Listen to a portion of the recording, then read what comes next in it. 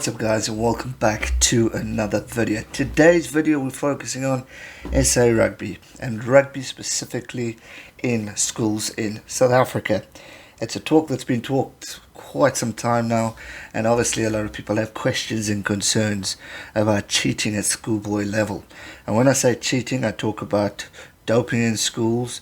And a recent story that's come up is in KwaZulu-Natal. There was a school where they allowed 16 to 17 year olds play under 13 level rugby. The school's called Glenwood Prep, and unfortunately the school allowed this. Apparently they're claiming they didn't know that these kids were of 16, 17 years old and let it be. But firstly, how can you make such an error where you do not know or can't see a difference of a kid's age from 16 to 13? I mean, really, don't you research, go through players or school kids going through like your class registers and all that jazz? I mean, really, this for me is absolute twat.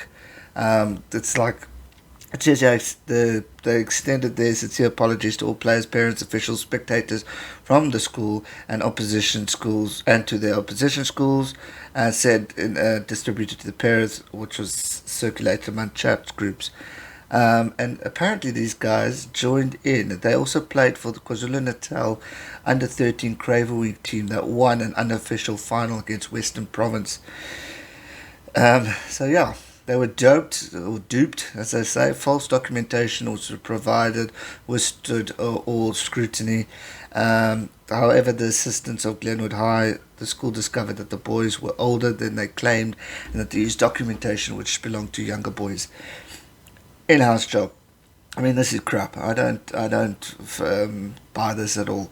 I know kids tend to look younger than their age groups, but I mean, if you're playing in Cravenweek level, you know, you've got to up the security antics of this, because it's totally unfair that schools are allowing this. And it's not the first school I've heard about this. I've heard of schools in the Eastern Cape where they play quite a historic school within the Eastern Cape, and the opposing team wants to beat them so badly that they allow bigger boys to play.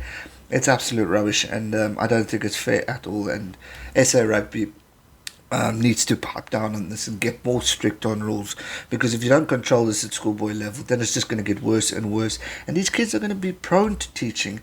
And how dare the parents allow this too, because they know the age of their children. They would have supported this as well. I mean, shocking to them as well for allowing the situation to continue. It's just not right, and it needs to be resolved, and SA Rugby needs to catch a wake up and get involved and sort these things out, to put this to bed, because it's rubbish that this is allowed. Second story, we're talking about a young chap by the name of Solomon van Hastians. By 2012 he played rugby. He was 16 years old and he needed to bulk up, and instead of bulking up the proper way in rugby, eating a bit, gymming, doing the proper way, steroids were organised for the young chap to get him bigger. And the thing is, organised it through a post office in the Pretorian suburb, and they collected it. It's been sent to his bodybuilding cousin and was collected by his parents. The steroids collected by his parents. Just remember that.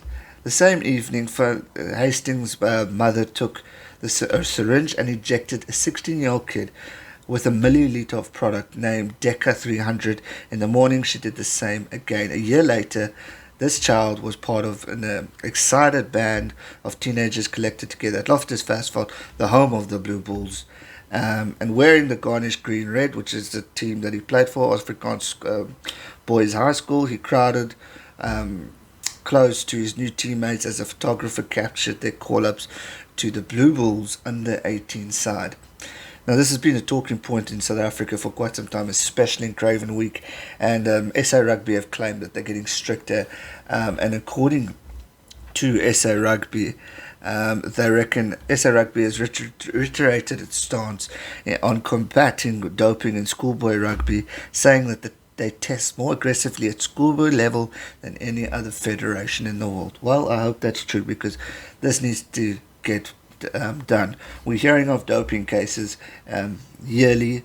It might be reducing, but it does increase. But just to any youngster out there who maybe thinks about it, cheating is not the way to go in sport, especially in rugby. Yes, you want to get bigger, but do it the right way. Follow the examples of your heroes and role models, because what good does it do at the end? Once you're caught, you lose your career. Look at Lance Armstrong. Okay, albeit he had a story with cancer and all that stuff, but look at these sporting guys.